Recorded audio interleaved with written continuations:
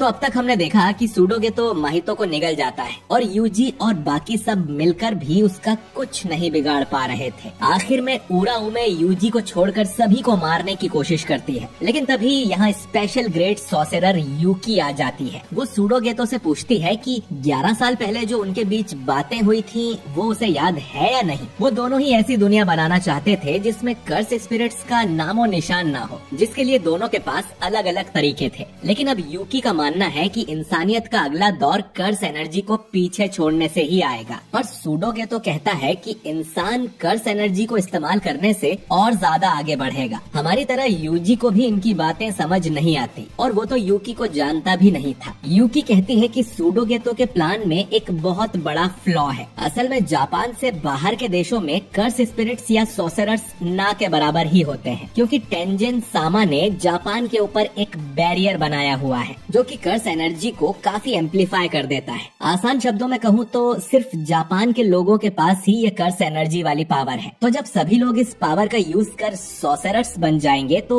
दुनिया के बाकी देश चुप नहीं रहेंगे, उनके बीच जरूर युद्ध शुरू हो जाएगा। और इस तरह की दुनिया तो यूकी बिल्कुल नहीं चाहती। सूडोगेतो यूकी की बात सुन हंसता है और कहता है कि हम दोनों के गोल्स अलग हैं। मैं ऐसी दुनिया नहीं चाहता जिसमें कोई कर्स स्पिरिट ना हो, और ना ही मैं शांति कायम करना चाहता हूँ। सॉसेरर, नॉन सॉसेरर या कर्स स्पिरिट्स ये सब इंसानों के ही रूप हैं जो कर्स एनर्जी से बनते हैं, लेकिन इंसान को इससे भी ज्यादा शक्तिशाली बनाया जा सकता है। जब ये सूडोगेतो नोरितोशी केमो के शरीर में था तब उसने एक्सपेरिमेंट करके डेथ पेंटिंग बनाए थे, लेकिन फिर उसे पता चला कि वो कभी भी ऐसी कोई चीज नहीं बना सकता जो उससे ज्यादा शक्तिशाली हो। अब अपने गोल्स को पाने के लिए सूडोगेतो इतनी तबाही मचाने वाला है जिसे वो खुद भी कंट्रोल नहीं कर पाएगा, और इसके लिए कर्स्ड टेक्निक तो उसने पहले ही बाहर निकाल ली है। ये सुन यूकी चौंक जाती है और यूजी से पूछती है कि वो माहितो नाम का कर्स्ड स्पिरिट किधर है जिसके पास सोल्स को मैनिपुलेट करने की टेक्निक है, जिस पर यूजी बताता है कि उसे तो ये गेतो निगल गया। अब सूडोगेतो अपना हाथ नीचे ग्राउंड पर रख के माहितो की टेक्निक आइडल ट्रांसफिग्यूरेशन एक्टिवेट करता है, जिससे ग्राउंड पर एक सील मार्किंग बन जाती है जो कि फिर आसमान में भी दिखने लगती है, जो देख सभी हैरान थे। फिर सूडोगेतो यूजी को थैंक यू बोलता है माहितो से लड़कर उसे उसके अल्टीमेट फॉर्म में लाने के लिए, क्योंकि जैसे ही सूडोगेतो किसी को एब्जॉर्ब करता है उसकी कर्स टेक्निक इम्प्रूव होना बंद हो जाती है। सूडोगेतो वैसे तो जोगो को भी एब्जॉर्ब करना चाहता था, पर वो कर नहीं पाया। यूकी सूडोगेतो से पूछती है कि उसने क्या किया। सूडोगेतो एक्सप्लेन करता है कि उसने आइडल ट्रांसफिग्यूरेशन टेक्निक को 2 तरह के लोगों पर इस्तेमाल किया है और उन्हें इसी सील से मार्क भी कर दिया है। तो बेसिकली 2 टाइप के लोग हैं। पहले है वेसल जैसे कि यूजी, जिन्होंने कोई न कोई कर्स्ड ऑब्जेक्ट निगला हुआ है, और दूसरे है जुनपी जैसे लोग जिनके पास टेक्निक तो है लेकिन सॉसेरर्स वाला दिमाग नहीं है। तो सूडोगेतो ने अपनी माहितो वाली पावर का यूज कर इनके दिमाग को एडजस्ट कर दिया है ताकि ये लोग भी अच्छे से जुजुत्सु का यूज करें और अपनी टेक्निक डेवलप कर पाएं। अब रही बात वेसल्स की, तो सूडोगेतो ने उनके शरीर को मजबूत बना दिया है ताकि वो अच्छे वेसल बने। और हम देखते हैं कि मेगुमी की बहन सुमिकी भी एक वेसल है, यानी सूडोगेतो ने उसे पहले ही कोई कर्स्ड ऑब्जेक्ट खिला दिया है जिस वजह से वो इतने सालों से कोमा में है। सूडोगेतो इसके बाद एक रस्सी की गांठ खोल देता है और बताता है कि उसने सभी कर्स्ड ऑब्जेक्ट्स की सील हटा दी है, यानी कि जैसे यूजी के अंदर सुकुना का पुनर्जन्म हुआ था,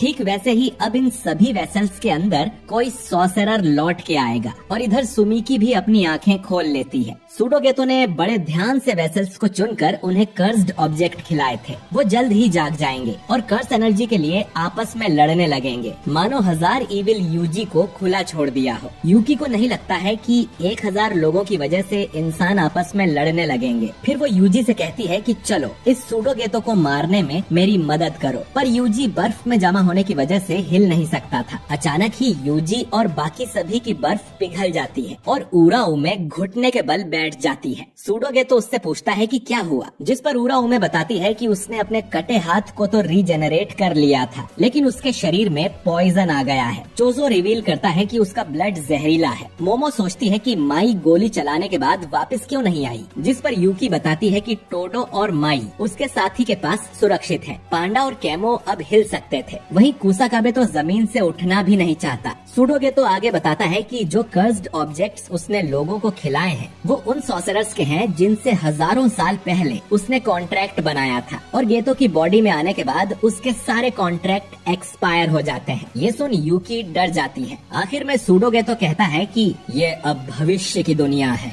इतना कहकर वो ढेर सारे कर्स स्पिरिट्स को बाहर निकालता है और प्रिजन रेल्म निकालकर यूजी को दिखाने लगता है। यूजी गोजो का नाम लेकर चिल्लाता है तो सूडोगे तो उससे कहता है कि तुमसे काफी उम्मीदें हैं। इसके बाद सूडोगे तो यहाँ से जाने लगता है, पर जाने से पहले वो बोलता है कि सुन रहे हो ना सुकुना, हायन पीरियड लौट कर आने वाला है, जुजुत्सु का सुनहरा काल। इसके बाद सूडोगे तो यहाँ से गायब हो जाता है और कोई उसका कुछ नहीं कर पाता। इसके बाद कुछ दिन बीत जाते हैं। हम टोक्यो को ऊपर से देखते हैं और शिबुया वाले एरिया में तबाही के अलावा और कुछ नहीं था। जुजुत्सु हेडक्वार्टर्स में ये डिस्कस होता है कि करीब 23 वार्ड्स पूरी तरह बर्बाद हो चुके हैं। बस कुछ ही एरिया ठीक ठाक बचे थे और उन एरिया में रहने वाले करीब 5 मिलियन लोगों को वहाँ से निकालना होगा, क्योंकि सूडोगेतो ने लगभग 10 मिलियन कर्स स्पिरिट्स को आजाद किया है। उन्हें समझ नहीं आता कि इस सिचुएशन को कैसे हैंडल करें, क्योंकि पब्लिक को बता दिया कि भूत यानी कर्स स्पिरिट्स होते हैं तो शायद मामला और बिगड़ जाएगा। पब्लिक को तो यही लग रहा था कि शिबुया में कोई भूकंप आया था। एक रिपोर्टिंग कर रही एंकर तो लाइव ही कर्स के हाथों मारी जाती है और ऐसे ही कई लोग कर्सेस का शिकार हो रहे थे। सुपरमार्केट में हम एक लड़की को देखते हैं जो कि खाना खा रही थी। अचानक ही दरवाजे पर कोई डरावनी आवाज में उसे अपने पास बुलाने लगता है और कहता है कि तुम्हारी मॉम, डैड, बड़ी बहन, छोटा भाई सब यहाँ पर हैं।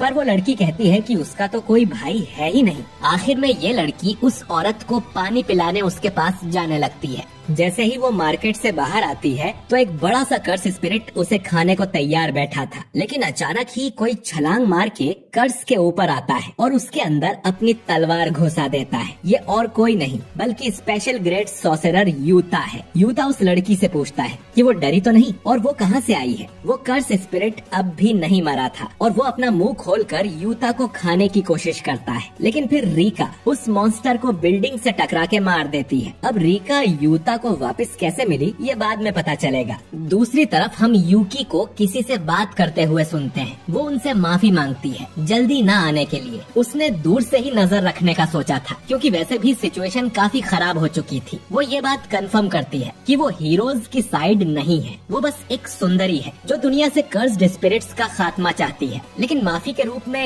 यूकी और उसके साथ ही शिबुया में मौजूद सभी स्टूडेंट्स को सही सलामत पहुंचा देंगे। और अब समय आ गया है टेंजन सामा से मिलने का। फिर यूकी पीछे मुड़कर कहती है कि अब तुम क्या करोगे। मेरे हिसाब से यूकी यहाँ पर यूजी से बात कर रही होगी। खैर, फिर यूता जुजुत्सु हायर अप्स से मिलने जाता है, जो कि उसकी झूठी तारीफ कर उसे मक्खन लगाते हैं। यूता उन्हें सीधे पॉइंट पर आने को बोलता है, क्योंकि वो जानते हैं कि यूता उनका हर ऑर्डर मानेगा। एक हायर अप बोलता है कि यूता कितने भी कर्स स्पिरिट्स को मार दे, वो लोग उस पर भरोसा नहीं कर सकते। अब यूता कहता है कि वो चाहे तो उससे बाइंडिंग वाउ ले सकते हैं, और भले ही यूजी गोजो का स्टूडेंट ही क्यों ना हो, उसने इनुमाकी का हाथ काटा है तो यूता यूजी को जरूर मार देगा। दोस्तों, इनुमाकी का हाथ शायद सुकुना के डोमेन में कटा होगा। खैर, इसके बाद जुजुत्सु हायर अप्स के द्वारा 5 बिना सर पैर के नोटिस जारी किए जाते हैं। पहला कि सुगुरुगेतो अब भी जिंदा है और उसे मौत की सजा सुनाई जाती है। ये लोग सूडोगेतो को सुगुरु समझ रहे हैं। दूसरा कि गोजो भी शिबुया कांड में मिला हुआ था तो उसे हमेशा के लिए जुजुत्सु की दुनिया से निकाला जाता है और उसकी सील ओपन करना अपराध माना जाएगा। तीसरा कि प्रिंसिपल यागा ने शिबुया कांड में गोजो और गेतो को उकसाया था, जिसके लिए उन्हें मौत की सजा सुनाई जाती है।